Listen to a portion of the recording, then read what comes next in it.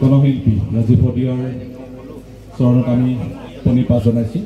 শ্ৰদ্ধাৰ আমাৰ জ্যেষ্ঠসকল, অসমৰ এগৰাকী গণশিল্পী, মানুহ মাটিৰ শিল্পী বুলি কওঁ, এই শিল্পীগৰাকী আমাৰ মাজত আঁতৰি যোৱাত আমি সঁচাই অতি আমি মৰাণ ছাত্ৰ সন্থাই যিহেতু এইগৰাকী শিল্পীক প্ৰতিটো মুহূৰ্ততে পাইছিলোঁ।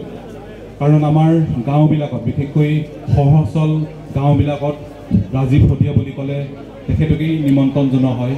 আমাৰ গাঁওবিলাকত কিবা অনুষ্ঠান বা তেনেকুৱা ধৰণৰ অনুষ্ঠান পাতিলে ৰাজীৱ শদিয়াই আমাৰ মাজত থাকে। কাৰণ যেতিয়া আমি গাঁৱৰ কিবা অনুষ্ঠান এটা পাতোঁ, গাঁওবিলাকত যুৱ সংঘই মৰাণ ছাত্ৰ সন্থাই যেতিয়া অনুষ্ঠানবিলাক পাতোঁ, যিটো আমাৰ অনুষ্ঠানবিলাক পাতোঁতে যেতিয়া বহু খৰচৰ প্ৰয়োজন হয়, তেতিয়া কিন্তু সেই কম খৰচত যাব পৰা এগৰাকী শিল্পী আছিলে, সেইগৰাকী আছিলে আমাৰ ৰাজীৱ শদিয়া।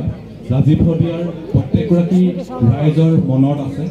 প্ৰত্যেকগৰাকী তেখেতে যিবিলাক গান গাইছিলে সেইবিলাক প্ৰত্যেকৰ তেজে তেজে বিপৰীত হৈ থাকে। কাৰণ এগৰাকী শিল্পী আমি দেখি আহিছোঁ, অসমত বহু শিল্পী আছে।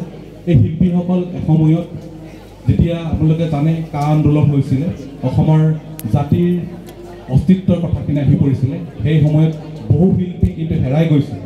সেই সময়ত বহু শিল্পী ৰজা ঘৰত বিক্ৰী হৈ গৈছিল।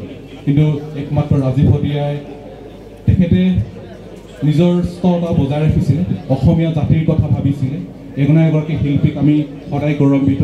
কাৰণ আমি দেখি আহিছোঁ যে অসমৰ ডেকাসকলক, অসমক যুৱক যুৱতীসকলক, অসমীয়া মানুহবিলাকক, অসমক যে ভাৰতবৰ্ষৰ বা ভাৰত ৰাষ্ট্ৰই আমাৰ মানুহখিনিক, আমাৰ মাটি বাৰী পৰা আদি সকলো ক্ষেত্ৰতে শোষণ বঞ্চিত কৰি আহিছে।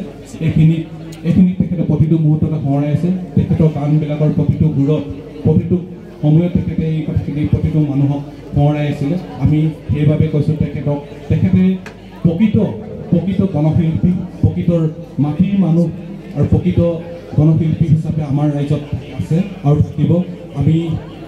আমি এটা কথাই ক'ব বিচাৰিছোঁ যে তেনেকুৱা শিল্পীৰ যোগেদিহে আমি সুৰক্ষিত অসমীয়া জাতিটোৰ অস্তিত্বৰ কথাখিনি তেখেতে তেনেকুৱা ধৰণৰ পুনৰ শিল্পী আমি পুনৰ যে পাম আমাৰ মনত নধৰে। গতিকে প্ৰকৃত গণশিল্পীৰ যোগেদি, প্ৰকৃত মানুহ হৈ যোগেদি আমাৰ নিষ্পেষিত মানুহখিনিৰ কথা ক'বলৈ তেখেতে যেনেদৰে ওলাই আহিছিলে, এখন ইমান ভিতৰুৱা গাঁৱৰ পৰা আহি তেখেতে আগবাঢ়ি গৈছিলে, আমি সঁচাই তেখেতক লৈ গৌৰৱান্বিত কৰিছিলোঁ। এনেগৰাকী শিল্পী আমাৰ মাজৰ পৰা আঁতৰি যোৱাত আমি সঁচাই মৰ্মাহত হৈছোঁ। আৰু এই ক্ষণত মই পুনৰ এইগৰাকী শিল্পীৰ চৰণত প্ৰণিপাত জনাইছোঁ আৰু শোকসন্তপ্ত পৰিয়াললৈ পুনৰ গভীৰ শ্ৰদ্ধাঞ্জলি জ্ঞাপন কৰি মোৰ চমু বক্তব্য সামৰণি